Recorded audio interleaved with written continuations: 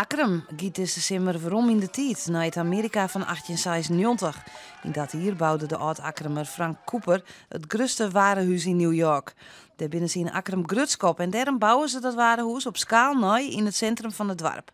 Honderden vrijwilligers steken haren in de kleen van doel om de beleving echt te maken. Dus wij hebben ze nou aan workshops met hoeden meidsie of we zitten hier met een serie dames te naaien met elkaar van allerlei kleren die bakken worden. Internet is geduldig en we kennen allerlei plaatsjes op Helly. En daarnaast binnen een paar verhuurbedrijven die ons helpen. En zij hebben onder andere het project van Dickens uit Lemmer.